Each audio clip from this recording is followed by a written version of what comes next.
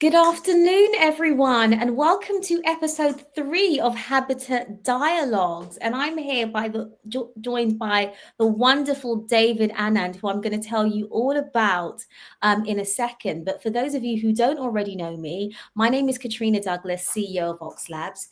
And at OXLABS, if you don't already know, we're developing Habita, an in-home wellness monitoring system to safeguard the well-being of the elderly, hence the name Habita Dialogues.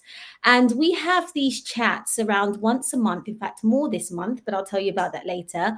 Once a month to really speak to thought leaders, innovators, other people and organizations that are impacting positively the well-being and lives of the elderly.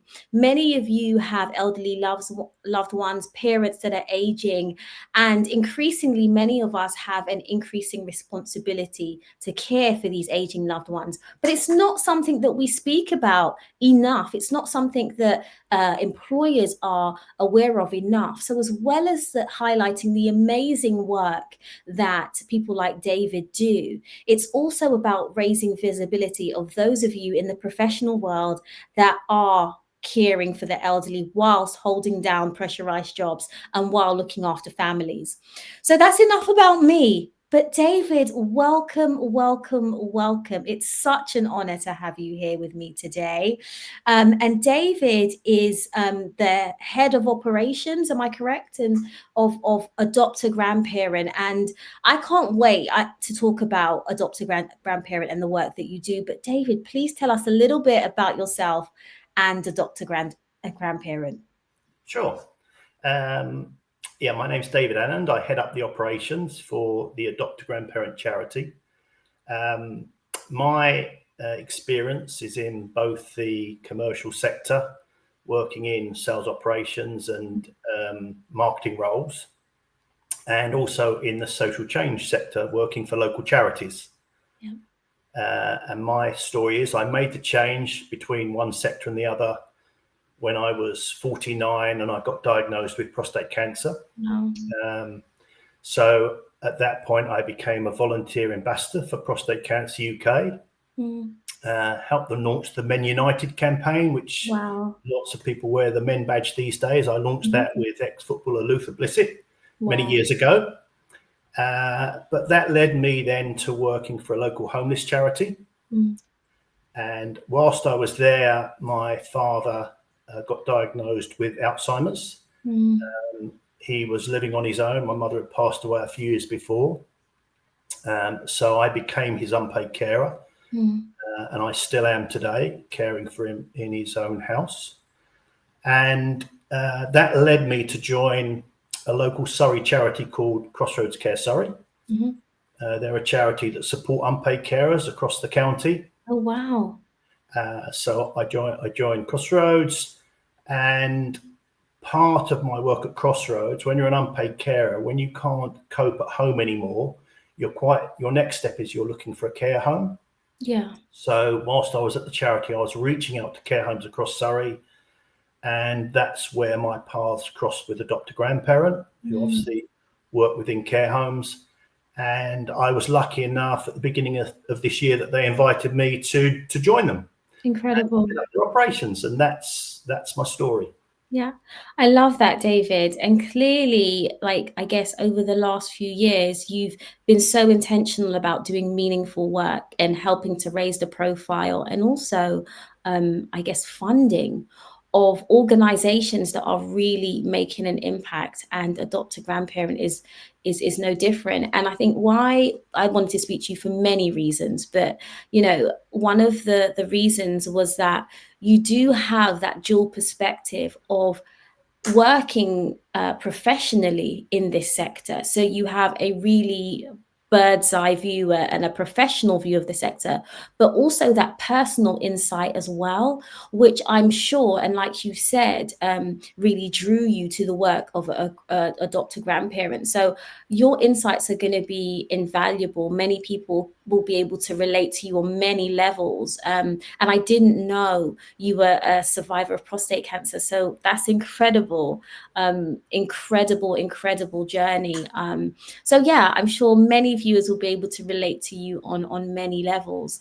One of the things that really jumped out to me when we spoke was the fact that 60% of people, elderly people in care homes, do not receive a visitor, and that is so heart-wrenching. It's heart-wrenching. So can you talk to us about that and how Adopt A Grandparent started and how it helps alleviate that loss and loneliness of family? Sure. Adopt A Grandparent was founded by a wonderful lady called Shaliza Hassan. She is the founder and CEO of the charity. Yeah. She's also the commercial director of CHD Living, which is a care group based in Surrey. And because it's a family-owned business, she grew up in that environment where she had lots of adopted grandparents when she was a child. Yeah. And she wanted others to experience that intergenerational, the benefits that come from intergenerational conversation. Yeah. So that was the idea behind it. It was formed in 2019, and as we know, COVID came along in 2020. It became a great way for people to connect online when they couldn't actually visit their loved ones in a care home. They still had the opportunity to see and speak to them via this video connection. And it's carried on like that since then. As you say, it's around 60% of care home residents don't receive any regular visitors. So Adopt A Grandparent is ideal for that type of resident that's not seeing anybody. Yeah. But when you analyze loneliness, being alone actually isn't what makes you feel lonely. Loneliness is about having a disconnection from society and community. Yeah. So you could be in a room with lots of people, but you can still feel lonely if you don't feel connected to them in some way. Yeah. Yeah. So the best way I would describe it, if I was in a care home, I have 2 daughters. Hopefully they would come and visit me, but I like talking about football. They have no interest in football. So this would be an opportunity to pair me with somebody that would like to talk about football with me once a week, because that's what I'm connected with. That's what I like. So although it's 60% of care home residents don't have visitors, Adopt A Grandparent is for anybody that wants to talk about a particular subject, because we match them with volunteers with the same interests. Okay, that's incredible. So essentially, you connect with care homes who feel that Adopt A Grandparent would be useful, and then you have a range of volunteers from around the world that Zoom once a week. Is that correct? Not Zoom, sorry, video call.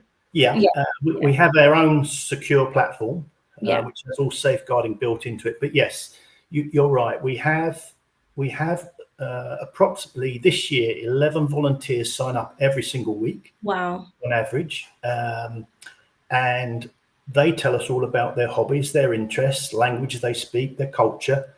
And the care homes do the same with residents who they feel would benefit from a weekly conversation. So we match those joint traits and pair them together for weekly video calls over a secure platform that has all safeguarding built into it. So both parties are totally protected.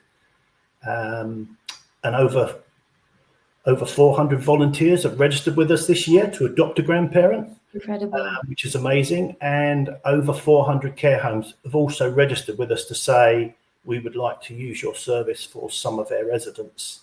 Yeah. And I think it's so much more. It's connection, it's so many things, but this is so important in terms of well-being, because another thing that you said to me when we spoke was that loneliness accelerates the onset of dementia, and in many cases I think it probably leads to premature death, indirectly. And our work here is very much about keeping people independent in their homes, alive, well, happy for longer. And we may see this as just a Zoom call once a week, but it's so much more. It could have such an impact on their well-being. So can you speak to us about that? David?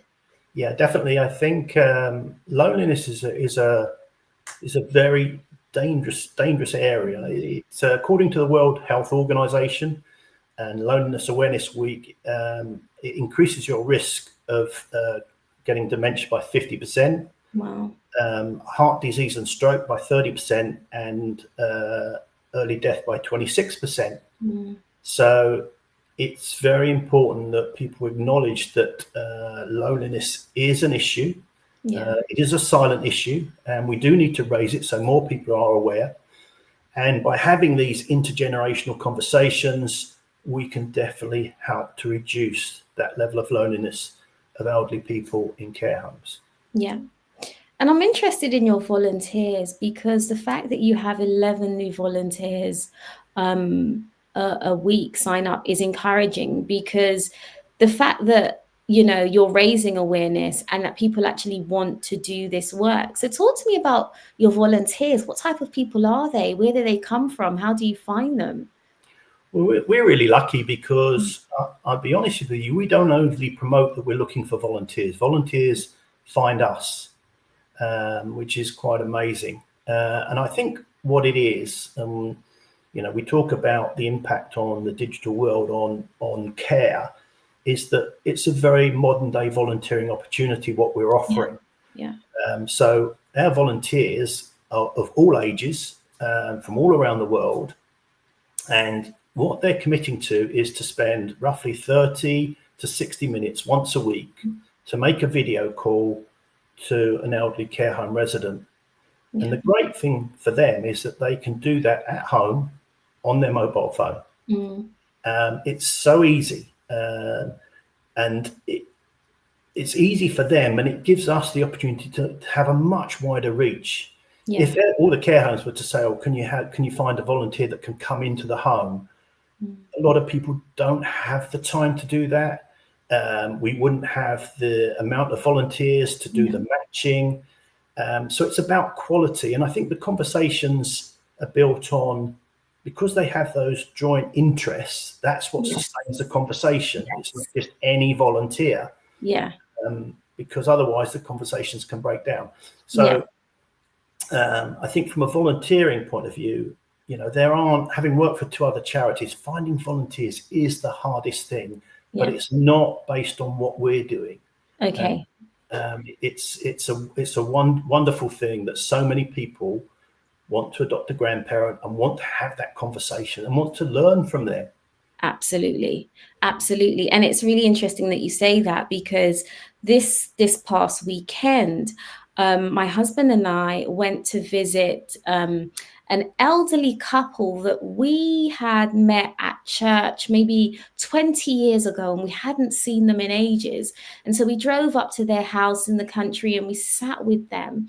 And we both left feeling like, oh my goodness, we actually enjoyed their company. We actually enjoyed hearing their stories and reminiscing with them. And so as much as, you know, we speak about it being for the benefit of the elderly, I think sometimes we underestimate the value of building relationships with the elderly generation, that knowledge and that wisdom that they have, and the fact that when they're gone, we're never gonna have it.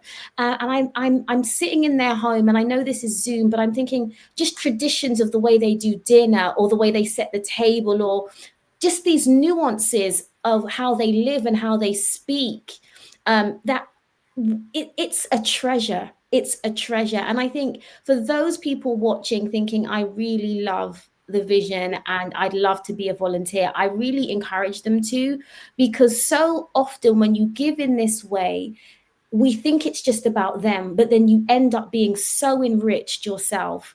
And the more I've worked in this industry, and it started with my granddad, who was 100. That's why I got involved with OXLABS. My granddad was 98 at the time, loved the vision, and I could see how Habita could enrich his life. But it started from me spending so much time with him, even as he got dementia, their humor, and the fact that they're so present. they're so happy to have a conversation with you, that they are so present, they're so engaged, they're so interested. And so I think that's why this work is so rich, because it's actually a 360 benefit.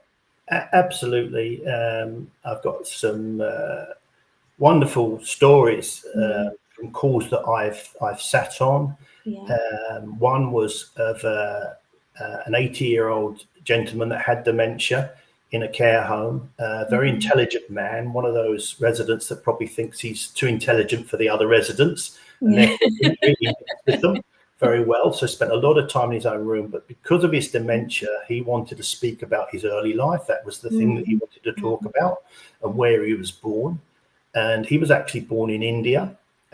So we matched him with a younger volunteer who traveled to India and could talk to him about where he grew up as a child. But because he wanted to chat about family, what he started to do during the conversation when I was there was give life advice and wisdom to the younger person. What he was saying was along the lines of, don't leave it too late until you tell the people you love that you love them. Yeah.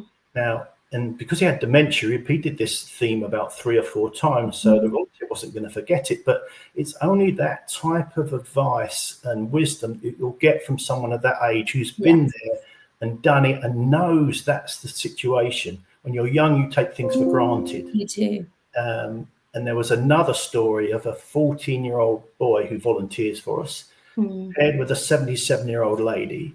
And their conversation went along similar lines, but what she was saying to him was, don't be afraid to try different things, and don't be afraid to fail. You'll regret the things you don't do more than the things you do. So just give things a go. And it's wonderful advice that they can give back to younger people, because they've been there, they've done there, they've lived their life, and they know that's the way it works, and young people don't. Yeah, it's such a great way to amplify their voice and to keep their stories alive, David. And so you're building up such a rich treasure trove for future generations. It's lovely. I mean, we did census-wide conducted a national survey for Adopt A Grandparent earlier this year, and it did reveal that thousands of are very eager to learn from older generations. And what they were looking for, I think 35% of them were looking to learn from those who lived through history and had real life wartime experience. And over 18% of them were looking for relationship advice. From those who'd lived, those who'd built families and navigated hardship, and people that have got wisdom that you're not going to be able to Google them. Exactly. You can't find this stuff on ChatGPT. No, exactly. Amazing. And I did want to talk, David, about your use of technology, actually, because this is a great way that you're using technology seamlessly. It's kind of invisible, but it facilitates the whole thing. And so I really want to take a moment just to speak about your technology, how you chose the technology, the benefits of that technology, and how it facilitates this whole thing. Because we don't talk about technology, but us being a technology company, we see that it's instrumental to facilitating well-being. And this is what you're doing is a prime example of that. It's hidden, it's discreet, but it makes the whole thing possible. So can you speak to us about your platform, the platform that you use? Yeah, it's an AI-powered platform that can measure the emotional response of the care home resident over a period of time when receiving these calls. Okay, yeah. We can feed that information back to the care home about their resident, which is a really nice thing to be able to give back, and an extra added benefit that you can prove. The other thing that it does, obviously, it's on the platform, it transcribes the call, so you can read what's been said by both parties. You can listen to the call back as well. And it has all safeguarding inbuilt into the platform. So for example, and this is really important for the care homes to understand, if the care home resident and the volunteer were to start talking about particular subjects such as money, the platform highlights it as a potential safeguarding issue. Okay. We can then listen to the call back when it does that, and we can determine whether that really is an issue or whether it was an innocent remark about money. So by using this platform, we can safely protect both their resident and the volunteer. Both parties are totally protected. So, you know, safety within care institution organizations, safety is obviously paramount, but it's how we can do that whilst also opening up this intergenerational door where people can have conversations with one another about the subjects that they enjoy. And it's about achieving both things. But yeah, the platform enables us to do that. And as I say, linked with this modern day volunteering opportunity, it means we have a much wider reach. And we can support care homes throughout the country. We have loads of volunteers waiting to be matched. Incredible. And I guess it's it's similar for us at OXLABS with Habita. Security is so important, and particularly, I mean, security is important, period, but particularly when you're dealing with vulnerable people groups like the elderly, those safeguards, when you're dealing with AI, those safeguards are so important. And that ethical compass, so it's not just a case of, oh, I'm not going to share your data. That is basic. But it's around making sure they're safe, making sure there's safeguards in place, making sure the technology is secure in all its forms, and in the many ways that kind of we can do that. And so that's great. Really important to touch on that. And that's really why we work with care homes, because whilst 99% of our video calls, that's where the conversations take place on the secure platform. Very occasionally, if the volunteer happens to live close enough to the care home where the resident lives, they may, once they've built up a connection, want to meet one another face to face. And by working with the care home can then obviously take over that safeguarding responsibility if they want to meet face to face at the care home. Because it's outside of the platform. That's a really good point. That's why we don't provide our service to people living in their own home. It's purely people living within a care home environment. No, that's a good point to make.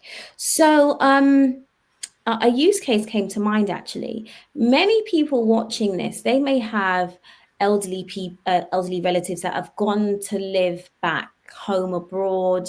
I know there's a number of people in my family that have gone back to the Caribbean or gone back to various places. Do you have instances where you work with the elderly abroad, or is it vice versa? So, for example, if someone had a relative that lived abroad and they thought that they could benefit from speaking to someone with a shared interest, is it just national partnerships that you form, or would you go further afield? It's just national partnerships with the care homes. Obviously, with the volunteers, they can be anywhere in the world. Anywhere, because quite often what happens is, in a lot of care homes, English isn't necessarily the language that some of the residents want to speaking. So sometimes we need to go further afield to find a volunteer that can speak their language. So the volunteers can be from anywhere. Okay. No, that makes sense.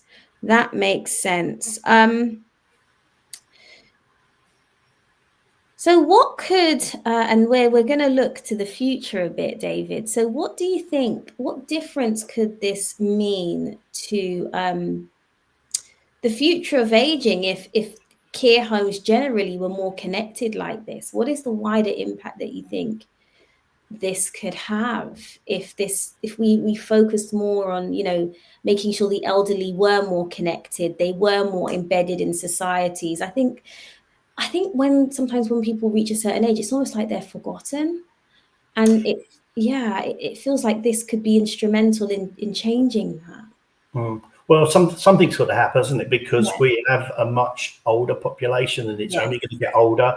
We have a incredibly low birth rate at the moment, so people are getting much older. Yeah.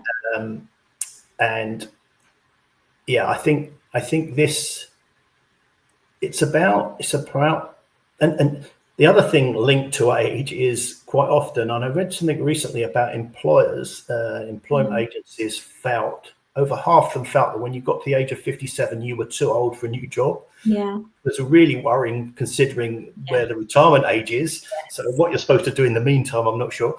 But it's about building up good positive stories about the elderly and the age and the benefits that they can bring society. Yeah. And the stories they have that we're going to lose if we don't allow them to share them with younger people. Yeah, absolutely. So it's about having good news stories. And there was a lovely story on LinkedIn actually that I saw just the other day of a 98-year-old mother who moved into a care home to be with her son, who'd got admitted to the care home at 80 years of age. Oh, I saw that. Yes. She moved in as well to look after him, and so that she could say goodnight to him every night. Wow. Yeah. It was such an amazing story. Yeah. And there are amazing stories. I remember when I was working for Crossroads, I visited a gentleman that we were supporting in his own house. He was 103 and he had required minimal support. But this gentleman had lived through 2 world wars. Wow. And sadly, his wife had passed away and both of his children had passed away, both with dementia. Wow. And he was 103 and still going. Wow. But when you spoke to him, his whole attitude was that he'd been a lucky man throughout his life. Not just the fact that he got to 103, but everything, even talking about the war, he turned it into a positive by saying, well, I got to see countries that I would never have visited otherwise. Everything was flipped into a positive. And I think young people can learn so much. People that have struggled and gone through serious things, and you think, wow. And that's the way he comes out of it. It's almost, there's this theory, like a bitter, better man theory. You can either be bitter about things or you can try and be a better man about them. Absolutely. And he encompassed that about being a better man. Everything was turned into you can make this better. Yeah. This situation. Yeah, and they have the elderly have such a great perspective on life, such a great perspective. So I love that. This kind of connects to that question, but how do you think we can move from a system that manages aging to one that celebrates life at every age? I think it's coming out with more positive stories, like we've just said, and sharing those positive stories. Because it's too easy to look on the negative side of things. And I know, being an unpaid carer for myself and my father, it's really, really difficult. Yeah. I'd say it's the hardest role I've ever had in life, paid or unpaid. And unless you've been an unpaid carer in that role, you can't appreciate just how difficult it is. Yeah. So I think any stories that flip that and show the positive sides of aging and getting old are really good to have as a counterbalance to that. Yeah, 100%. And that, and that's why I think communities are so important, to not just support the elderly, but to support carers like yourself, because so often you're literally invisible. Like, a lot of times in your working life, people don't know that you're caring, you're juggling so many balls. And that's a big impetus for us for doing Habita Dialogues, because we just need to raise the profile of men and women like you, and so that we can have communities of support, because we talk about the elderly being lonely. But David, being an unpaid carer is one of the loneliest jobs in the world, And so, for those of you that are watching this and you are an unpaid carer and you're just plodding along, no one really knows what you're doing, and we just salute you. We're here. We want to support you more, and we want to raise awareness and build community around it, because it's necessary. It's absolutely necessary. So I so appreciate what you're doing. I so appreciate your time, David. It's every time I've spoken to you, it's been a wonderful conversation. And the minute I heard about Adopt a Grandparent, I think it was at Jane Connery's event, who I had a wonderful conversation with as well a few weeks ago. I just knew that I had to speak to you and find out more about Adopt a Grandparent and raise the visibility of your mission as well. Such important work. And we didn't speak about this, but the fact that you're able to make this possible for an elderly person for just £250 a year is incredible. So can you speak to that, David, and how that works, how people can support, and where that money goes? And yeah. Sure. We've just launched the campaign actually just this week. It's called The Power of 250. Yeah. You'll see it hopefully appearing on LinkedIn. Mm-hmm. And it's called The Power of 250 because it costs us, as you've just said, roughly £250 to support one lonely person with a weekly video call for a year with a volunteer. Yeah. And that basically covers our recruitment costs, recruiting volunteers, onboarding them, training them. It pays for the platform, the security platform that we use. So it's those costs that we're covering to provide our free service to the care homes. So the care home doesn't pay, the volunteer doesn't pay, the care home resident doesn't pay. We find the funding. And it's about people realizing that that's what we're using the money for, to build these intergenerational connections between the parties. So yeah, anybody that wants to support the charity, then, you know, and I would say to anybody, that's where your money's going. I can say where your money's going to. And if you were to donate £250, I would find you a pairing that your money is paid for, and we can share their story. Fantastic.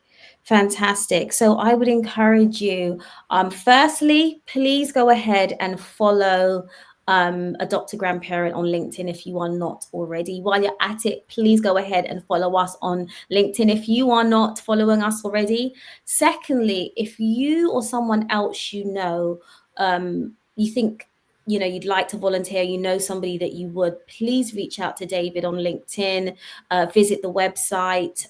What is the website address, David? It's Adopt a Grandparent, www.adoptagrandparent. Perfect. And lastly, if you feel led, please do join this campaign, and you'd like to invest £250 into this wonderful mission, please go ahead and do that. It's a wonderful cause. I mean, we're all going to get old. Hopefully, even aging is even a gift, you know.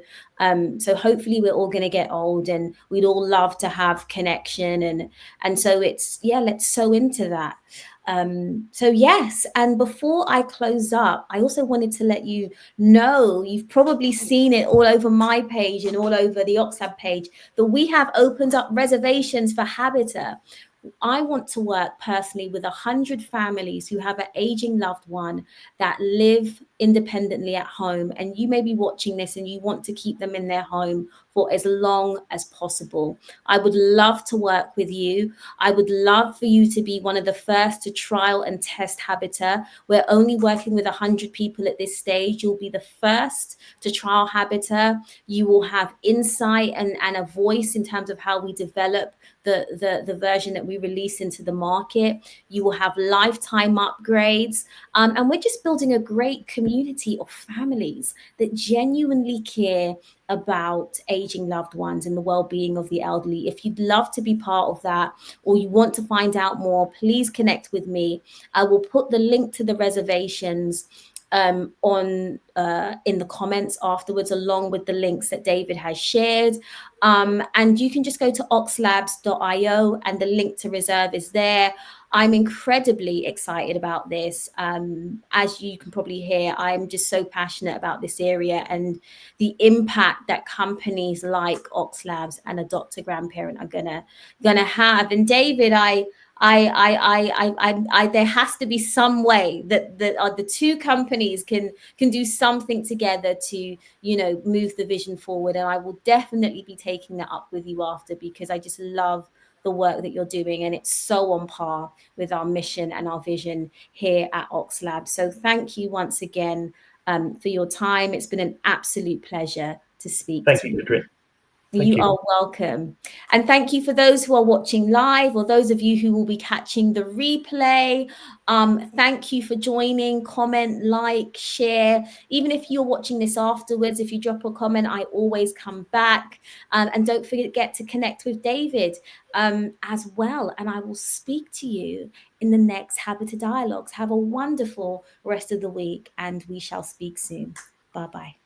Goodbye.